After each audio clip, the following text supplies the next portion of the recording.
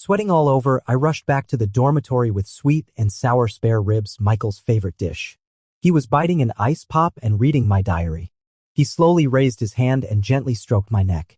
Actually, I like you too. But you know, with my brother around, I won't have a good life. So, Henry, for our happiness, could you do me a favor? Michael asked me to ruin his brother Daniel's reputation and seize the whole corporation. How could I refuse his graduation wish?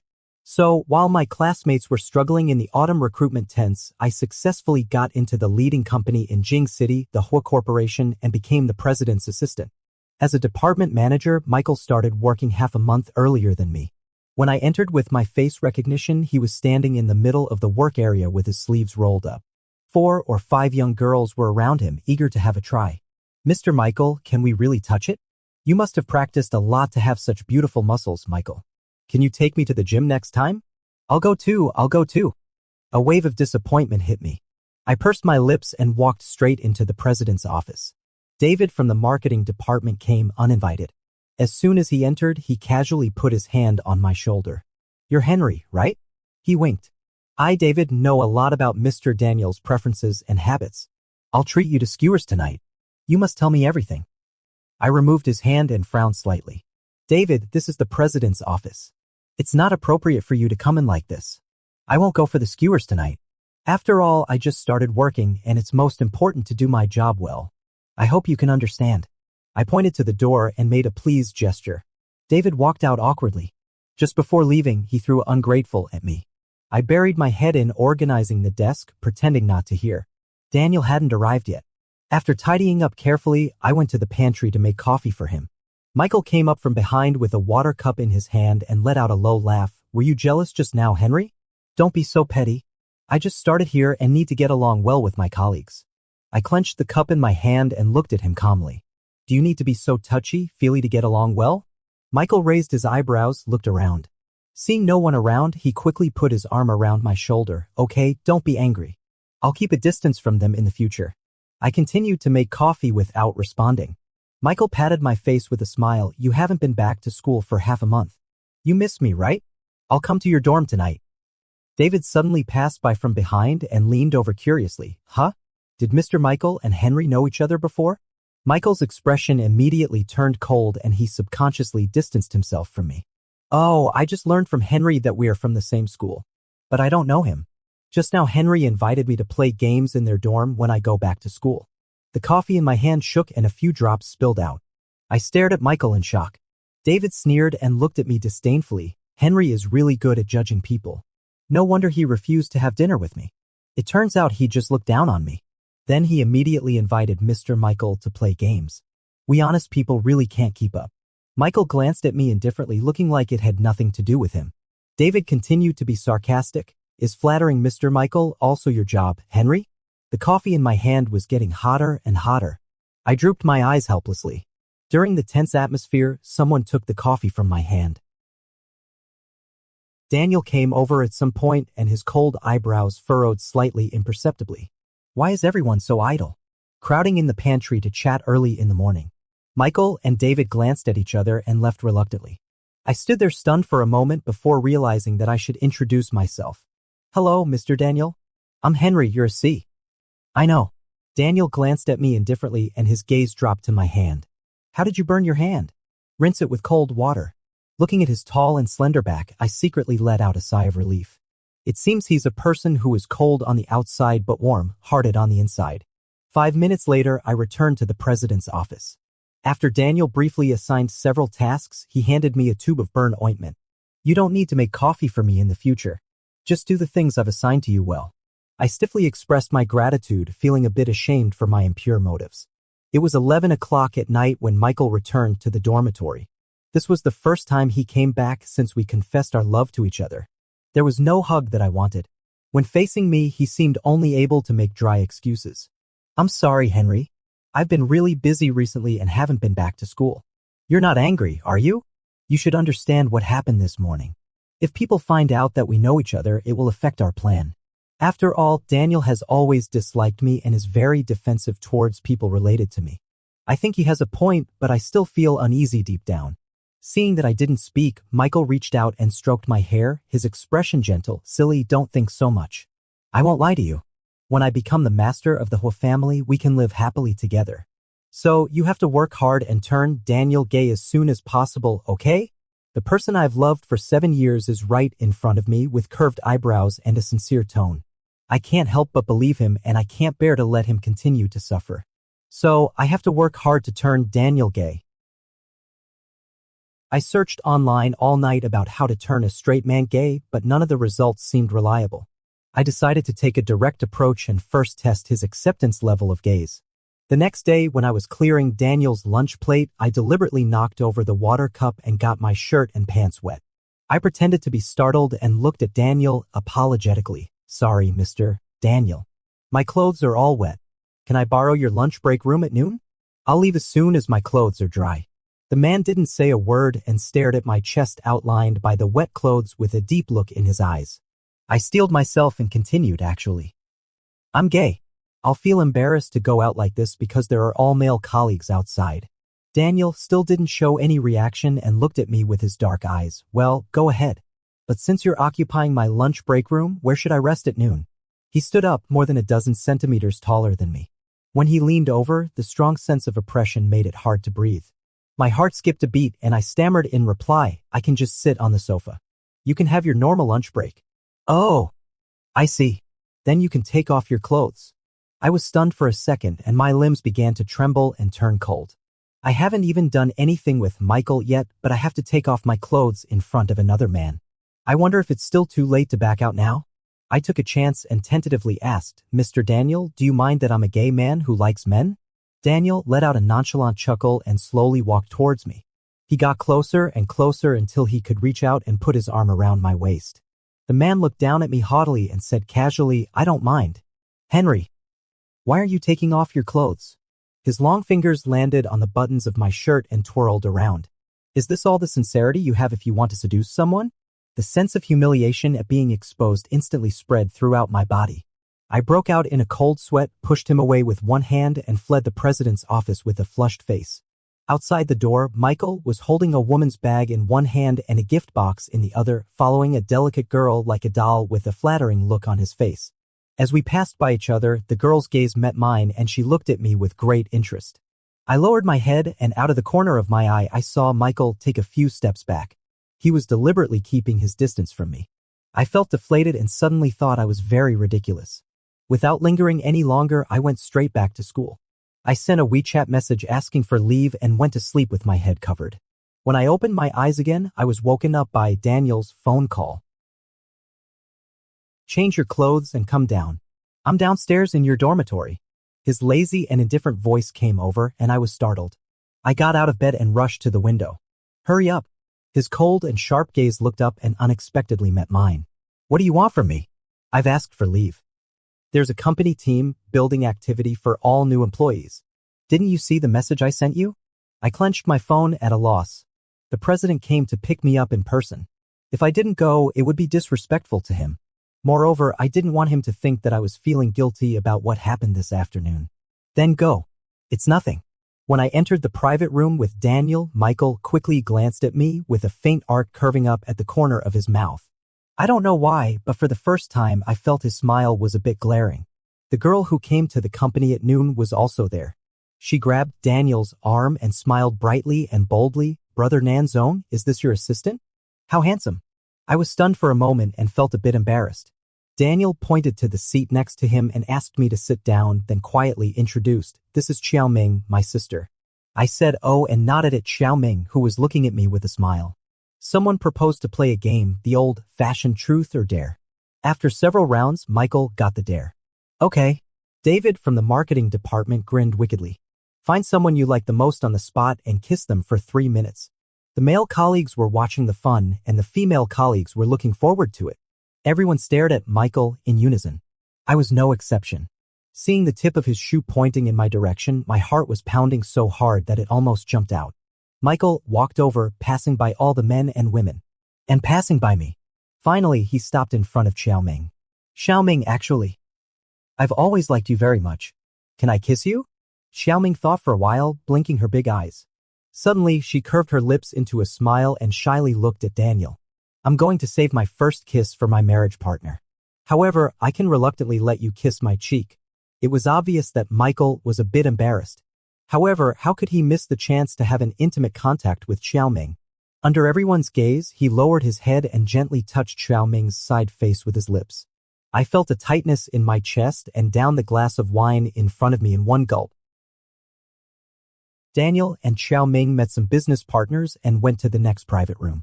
I got myself so drunk that I felt dizzy. I staggered to my feet and wanted to go outside for some fresh air. Michael quietly followed me and ignored my disappointment. Henry, why haven't you made any progress here? Xiaoming is so beautiful and she's childhood friends with Daniel. If you don't act quickly, she'll be taken away. In the sweltering September, I felt a chill instead. Does Michael really like me? Drunk and not caring about anything, I asked bluntly, then what did you mean by kissing Xiaoming just now? Didn't you say you liked me? Michael was stunned for a second, then suddenly straightened up with a cold look in his eyes and a half smile. You're overstepping the line, Henry. I do like you, but you're a man. Do you understand how important Xiao's resources are to me? My throat was so dry and painful that my words trembled. Then what do you take me for, a lover? Michael leaned over and let out a sneering laugh. Don't be silly, Henry. I can't not get married. After all, you can't have children. I suddenly felt tired and didn't want to do anything. So I looked up and met his gaze. I had some words to say to him and to myself. Michael, let's stop here. I don't want to like you anymore. From now on, I won't help you either. Michael looked at me expressionlessly. After a long time, he smiled casually. Okay, but don't regret it later. After all, it was you who fell in love with me first, and you've loved me for 7 years. My heart ached faintly. I bit my lip and said nothing. Michael left. I seemed so drunk that I lost my way. My heart ached numbly. I still clearly remembered how I fell in love with Michael. In the first year of senior high school, most of the boys of the same age already looked like adults. And because I was short in stature and had a delicate appearance, unfortunately, I became the target of bullying by hooligans. They called me a sissy, tore up my textbooks, and scribbled on my school uniform. One day, they cornered me in the toilet and wanted to take off my pants to check my gender. I was too weak to resist and could only huddle in the corner, shivering. In despair, it was Michael who descended like a god and lent a helping hand, teaching those hooligans a lesson for me. He didn't know that his casual act of kindness planted the seed of love in my heart. For 7 years, I've always followed him, lived in the same dormitory, attended the same university, and even shared the same bottle of water and the same bowl of rice. I once thought he had feelings for me too. After all, every time I used to bring him meals, wash his clothes, and bring him an umbrella when it rained, I'd always get a "my dear wife is so nice." So I misunderstood. I was even misled by non-existent feelings and agreed to do immoral things with him. A cool breeze blew and the urge to pee hit me. The scenery in front of me was all distorted. I leaned against the wall and slowly walked towards the bathroom. There was a tall and handsome guy who looked very familiar washing his hands. I bumped into him. He looked at me once, then looked at me again. A fire ignited in his dark eyes. With a cold face, he grabbed my waist. Drunk like this, why are you running around alone? I need to pee. I have to pee. The handsome guy put his arm around my waist and pushed me into the bathroom. The handsome guy flipped his long fingers and the door closed with a click. What are you doing? I took a wary step back and almost tripped over the toilet. The handsome guy was quick-witted and grabbed my belt. Don't you want to pee? Come on, Mr. Daniel, we'll serve you personally. Mr. Daniel? I opened my bleary eyes wide and stared at the handsome guy's face back and forth for 7 or 8 times. His eyebrows and eyes were delicate, his nose was high, bridged, his lips were rosy, his lines were sharp, and his outline was well defined. Well, it was indeed Mr. Daniel. Seeing him reminded me of my own baseness, and I felt even sadder. I pushed him away while crying. Get out. I'll pee by myself. I'll leave after you finish peeing. I was about to pee and too lazy to argue with him. I was dizzy and I couldn't undo my pants no matter how hard I tried. I was so anxious that I cried even more sadly. A real man knows when to ask for help. I cast a pleading look at Daniel. Help me. Mr. Daniel. Daniel didn't say a word. His eyes were pitch black and his Adam's apple rolled. 3 seconds later, he yanked me in front of him and reached down. Okay, Mr. Daniel, we'll help you. My pants were undone, but Daniel didn't leave. His tone was dangerous and intimidating. Do you know Henry? I saw you at the school board meeting for the first time half a year ago. I've always wanted to know if your body is as beautiful as your face. Unexpectedly, you came to me on your own initiative. His eyes were so burning that they seemed to scorch people. Your place is really surprisingly beautiful. The scorching breath on the back of my neck gave me goosebumps. Alarm bells rang in my heart. I was anxious and scared, and I cried even louder. You bad guys are all bullying me. Why don't you like me? Why do you make me sad? I had so many tears that I turned around and rubbed my face against the white shirt in front of me. What a chest. It's so hard. Daniel breathed heavily and pushed me against the door panel with a wave of his hand. His fingertips gently stroked my tears, and he coaxed me in a hoarse voice, I promise you I won't let anyone hurt you in the future, okay? My consciousness was getting more and more blurred. In a daze, I thought he maybe wasn't as bad as Michael said. Being held by Daniel, I walked to the underground garage and happened to see Michael following Xiaoming to send her home. Leaning weakly on Daniel's chest, I caught a glimpse of the ambiguous look in the distance. I understood immediately. Michael didn't take my words seriously at all. He could clearly see my 7-year-long love and didn't believe that I could break off this affection immediately.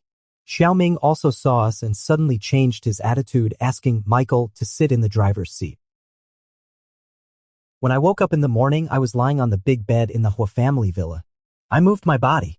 Fortunately, there was nothing unusual. After washing up and going downstairs, Daniel was standing in front of the kitchen stove with his head down, carefully stirring the things in the casserole. The plain apron looked a bit small on his tall and straight body. It seemed to have a kind of special contrast. Hearing the sound of me going downstairs, Daniel looked back. He lifted his chin expressionlessly. Sit down first. The porridge will be ready soon. The great president of the Hua group actually cooked porridge for me himself.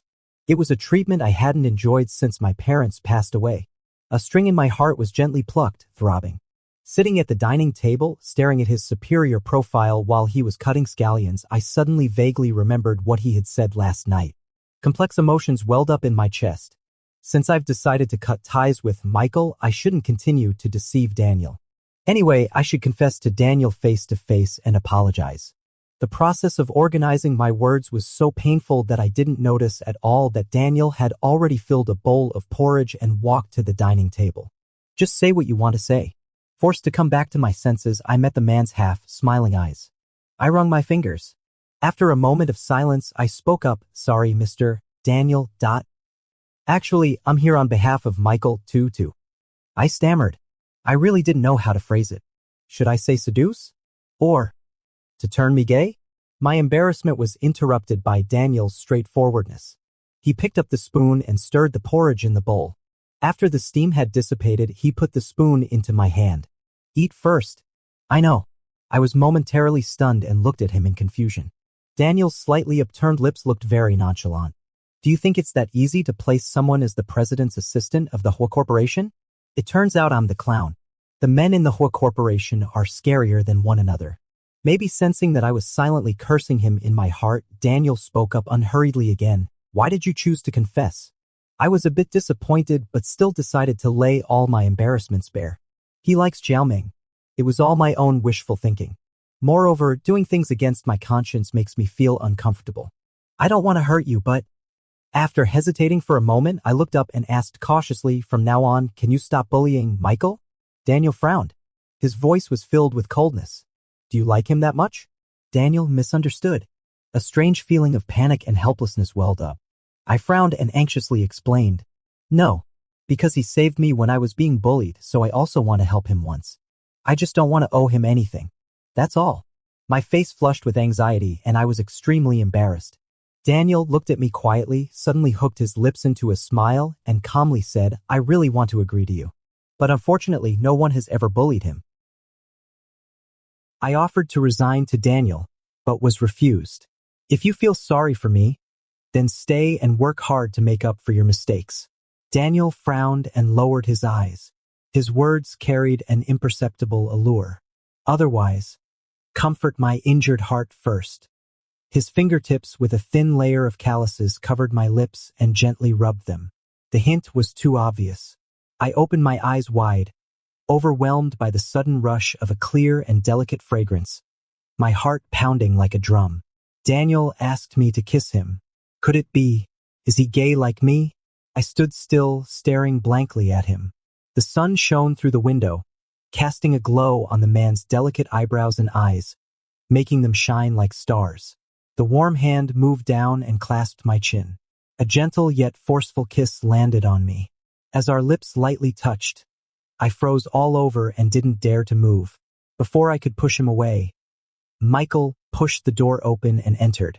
The lips left mine, and the man's slightly rough fingertips wiped away the glistening moisture from the corner of my lips. While turning around and going upstairs, he looked back again and said, "Henry, the congee will get cold if you don't eat it soon. I'll change my clothes and come downstairs to take you to work." I watched as Daniel's figure disappeared on the second floor. Michael stepped forward. While pretending to hug me, he lowered his voice, hiding his excitement. "Well done, Henry. You got him so quickly." However, the raised arm stopped when he saw me hurriedly backing away. "What do you mean? Let him kiss you but not let me hug you?" I admit that I was really annoyed that he interrupted my kiss with Daniel. Michael thought for a moment and then raised a smile that he thought showed understanding. "Don't be afraid. He won't see us. Come here quickly and get your reward. Do you know how heartbroken I was when I saw you two kissing just now? Promise me only kiss at most. Don't do anything more." It was extremely ridiculous. It was also extremely disgusting. The face in front of me was still handsome, but I didn't want to see it for another second. So I replied to him expressionlessly. "I've already said last night that I won't help you anymore, nor will I like you anymore. Moreover, I like the feeling of kissing Daniel. So don't think about using me again, and don't try to harm him." Michael obviously didn't expect me to be so decisive. After an ambiguous expression lingered on his face for a moment, it turned into a chilling sneer. Henry, I didn't expect your love to be so cheap. You've already transferred your affection to Daniel in just a few days. Do you really think he kissed you because he likes you? It's just for fun. After all, my elder brother has never played with a man before." Before he finished speaking, I slapped him. There was a loud pop. Michael's face was turned to the side by the slap. Then he gritted his teeth, turned back, and grabbed my wrist in disbelief. It hurt badly. I couldn't break free and stared at him fiercely with red eyes. Finally, the sound of Daniel coming downstairs was heard. My wrist was released and I collapsed on the chair. Michael greeted Daniel as if nothing had happened, but got no response. Daniel looked calm, exuding a strong sense of oppression. "Michael, know your place and stop making underhanded moves. If there's a next time, I won't care if you're a hua." After saying that, he half supported and half hugged me out of the door. Behind us, Michael clenched his fists tightly, but he couldn't vent his anger. After a while, as if thinking of something, he let his arms hang down limply. There was a period of peaceful days. I worked hard and played the role of the president's assistant well. My tacit understanding with Daniel got better and better. However, there was a faint sense of strangeness in my heart. It seemed that he didn't regard me as an assistant. For example, he said he wasn't sleepy and insisted that I sleep in the lunch break room of the president's office. When I woke up, I found him sound asleep with his arms around my waist. Another example. At his grandfather's birthday banquet, although I shouldn't have participated in his private affairs, he placed me next to his seat in front of his whole family. One more example. On the day I moved out of school, he said it was unsafe for a boy like me to rent an apartment alone and insisted that I live in his private apartment. And also, now, after the charity event of the Hua group ended, he said he'd give me a ride back to my apartment on the way. In the driver's seat, his profile was illuminated by the afterglow of the setting sun shining. Gradually, it overlapped with the figure of the man who was surrounded by kids during the day but always remained gentle and patient. Somehow, a question popped into my head and I blurted it out. "Mr. Daniel, do you like children?" A faint smile curved the man's lips with an unconscious sex appeal. "Yes, I do. But I won't get married, so I won't have kids either." We arrived at our destination. Daniel got out of the car and walked to the passenger side to open the door. The warmth on my hand woke me up from my daze. If Henry likes them too, we can adopt one. With my hand held, I was led out of the car and stood downstairs of the apartment. I didn't want Daniel to be gossiped about, but selfishly indulged in the warmth from his hand. So I didn't pull my hand away and just let him hold it. In the distant corner, Michael stared coldly, his eyes as cold and venomous as a snake. It was Xiaoming's birthday. There were more than a dozen people in the large private room, and Michael was also there. Daniel didn't care at all. The plate in front of me was piled up like a mountain with the dishes he had picked for me. Michael slowly raised his eyes and his gaze fell on me.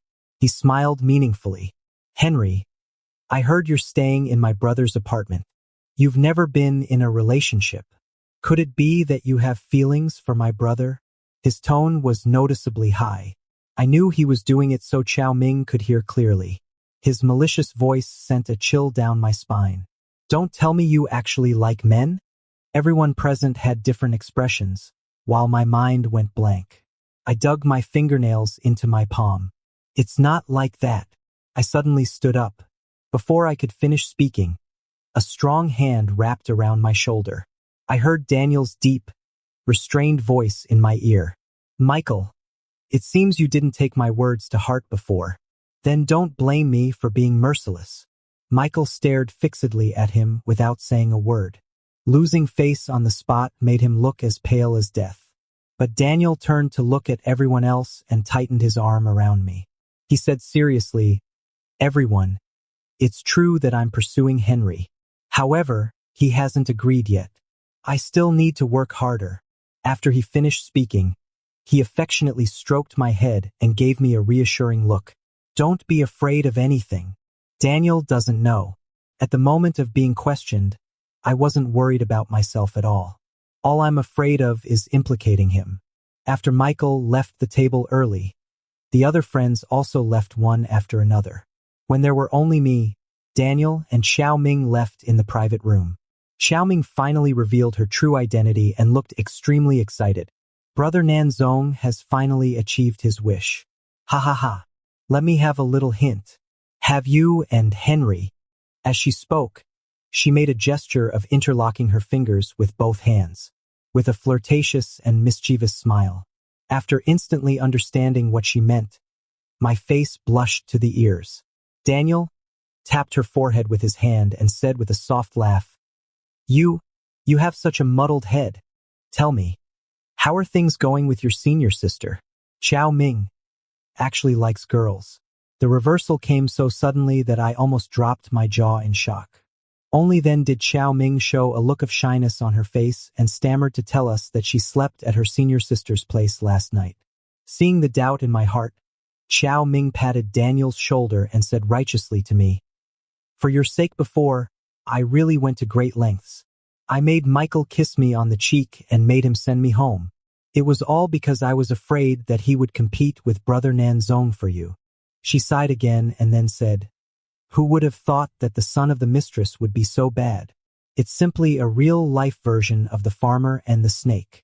I think this person is very insidious.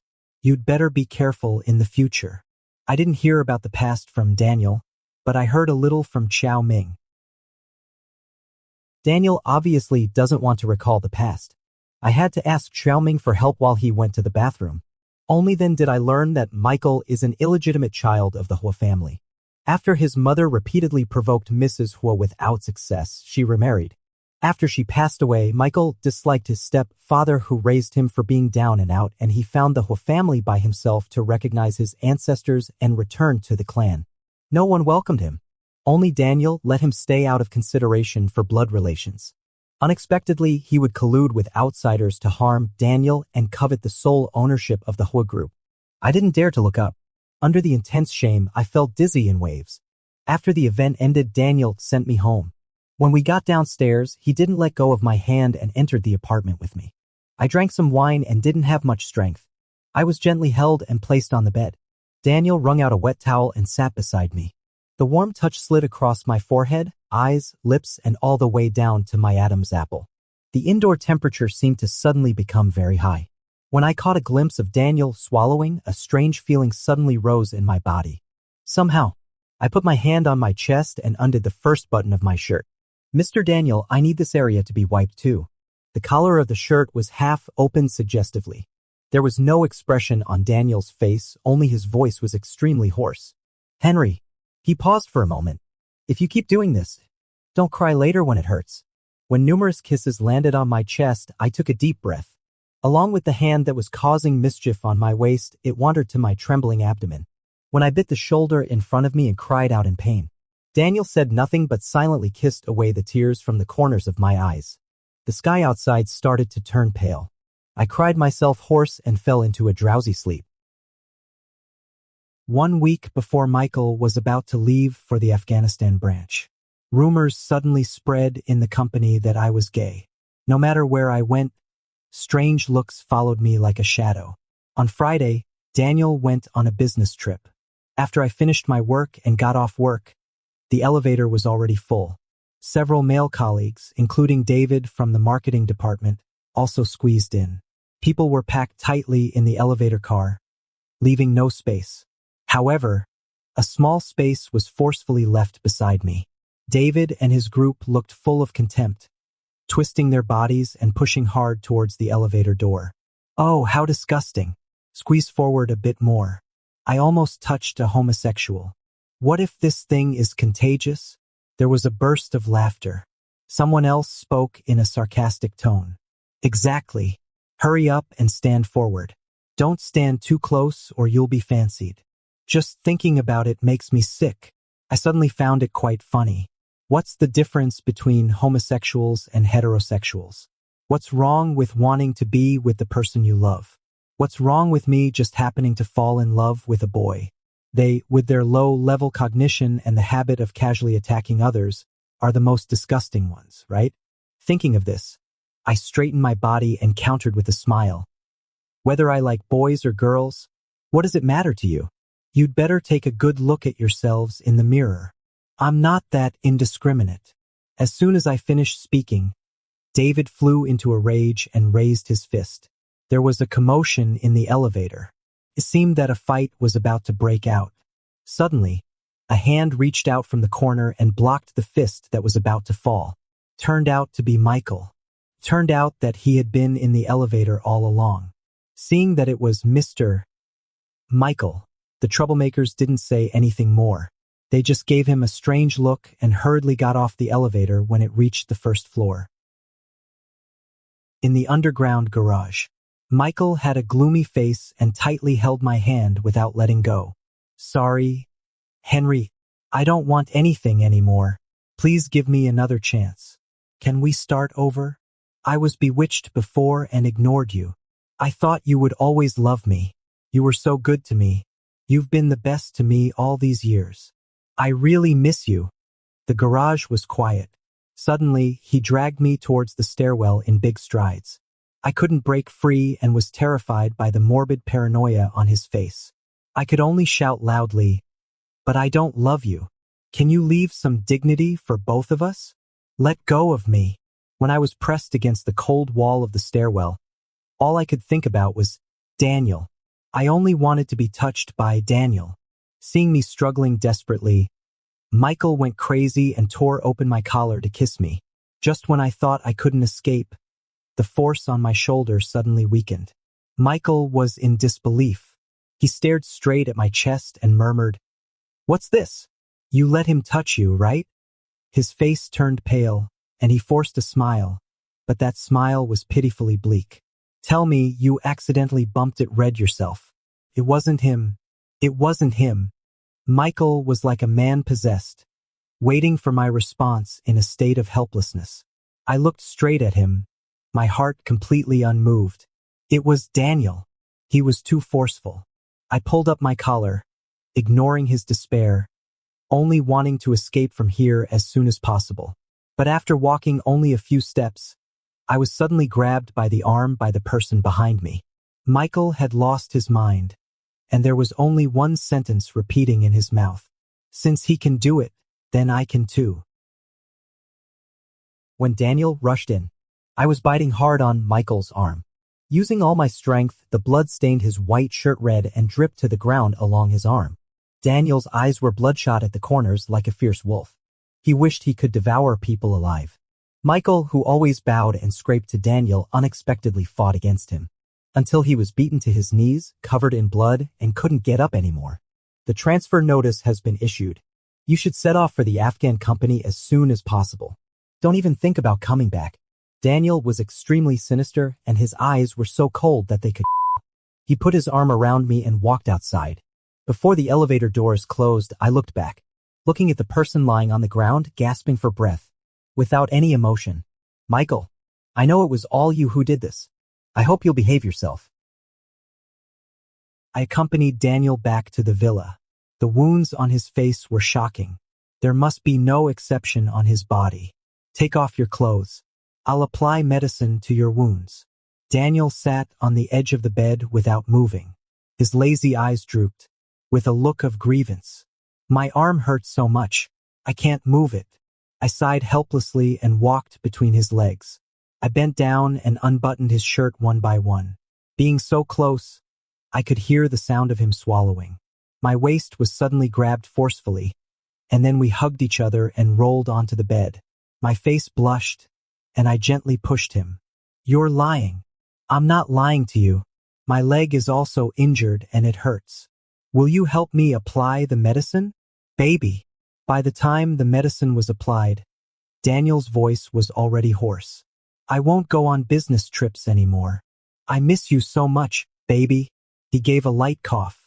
At noon the next day, the phone rang abruptly. He endured the soreness all over his body and answered the phone. It was Michael's voice. I'm leaving, Henry. Maybe we won't see each other again in the future. Before I leave, I want to say sorry to you. I'm outside the villa. Can you come out and see me? Just as he was about to refuse, Daniel pulled him into his arms. Daniel kissed his chest off and on. The words on the tip of his tongue turned into a whimper. Daniel turned on the speakerphone, and his handsome mouth was still busy. There's no need to meet. Your sister-in-law is very busy. The company's business in Afghanistan is very busy. Don't waste time in the country. After you arrive, remember to keep an eye on David and the others. The person on the other end of the phone was silent for 2 seconds. It was as if they had used up all their strength. Brother, I'm sorry. There was a busy signal on the phone. I was pinned down on the bed. I miss you again. Baby, can we do it again? A sharp noise came from the bedroom. Daniel, will you ever stop? My mouth was covered, and I couldn't say a word anymore. The spring scenery was charming, and the person I loved also loved me. It was really nice.